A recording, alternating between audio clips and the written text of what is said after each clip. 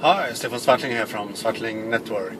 In my family, YouTube and other streaming video services and some downloads, of course, has replaced the television, the broadcast television. So to me, in our family, TV is already dead.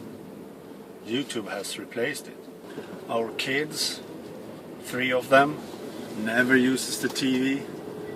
They don't even want a TV. They have their computers and their smartphones to watch video on, and they watch YouTube and other streaming services. And the same with me and my wife. We never watch TV. We always watch streaming video. Yes, of course, some of the TV shows we watch, but never in real time on the television. We always watch it when we want to watch it as a streaming service instead, so we can decide which time we want to watch it and where. And personally, I live on YouTube, as you know. I do YouTube videos and I watch a lot of YouTube videos. In fact, YouTube is a news source to me. I can even find the latest news there if I want. For example, if you follow me, you know all about the new mobile phones and so on. And you can find a lot of YouTube channels that can give you the news you want. And to me that is easier and a much better way to learn about stuff than reading about it. I think YouTube is a social television. Social TV. You can comment, you can like and dislike and so on videos. You can share them, and that's very important.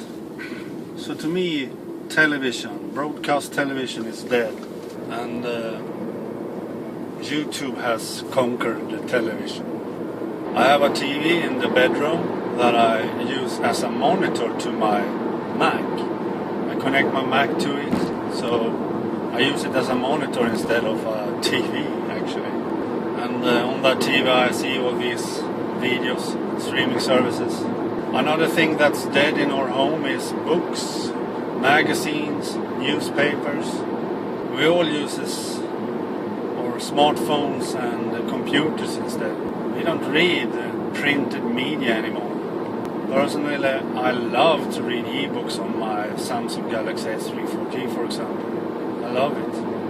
And magazines is pointless because you have all the articles, all the photos and so on the internet long before it get printed in the magazine. Long before that.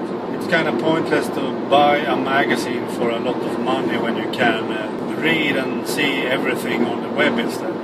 A long time ago I subscribed to a lot of magazines about computers and computer programs and so on, PC magazines and Internet World and Mac World and all that. But I don't see the point really. Nowadays you don't need to do that.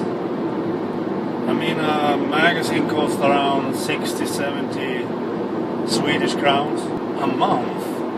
I mean, that is very, very unnecessary when we have internet. I don't see the point. So I save all the articles that I want to read into my Pocket account, the Pocket Read It Later service. And then when I want to read, for example, when I go to bed, before I go to sleep, then I start Pocket and read all these articles in a perfect formatted page. So Pocket makes my magazines for me, totally automatically, in a very nice format. That is the future of the magazine. You make your own magazine. Look at the new Flipboard for iOS, for example. You can make your own magazine and even share it. And people can subscribe to your magazine. I mean, So all the articles you find on the net that you think is interesting, you can save to your own magazine, and that magazine you can have in public, and people can subscribe to that magazine and read all those articles that you have curated for them. That is the future of the magazine. You make the magazine, you can read it later, and you can share it. That is what I think everyone will do in the future, when printed media finally is dead. And I mean e-books, as I said, I read them on my smartphone, and actually I think that's a better way of reading it than a real book, because a real book is heavy and it's hard to hold and so on. But a smartphone you can easily hold and swipe left and right with your thumb when go through pages.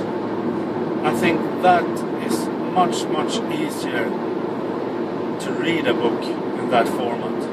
And you can make notations, you can make bookmarks, and you can search and all that you can't do in a book. So e-books is a lot better than real books to me, and it's much nicer and comfortable to read on a smartphone. And some says, how can you read on your smartphone? The text is so small. But that's not true. It's a myth, because in your e-book reader app you can choose which font, which color, which size of the font. So you can decide how you want your book. You can't do that with printed book. So I am doing like this, and my wife is doing like this, and the kids do the same, but they don't read so many books though, but they read on the web, they read articles and so on. So to me and my family, printed media is already dead. We never read magazines or newspapers or real books. So tell me in the comments what you think. Please like this video, please give it a thumbs up, and please subscribe to my YouTube channel. I need more subscribers to do that. Okay, bye.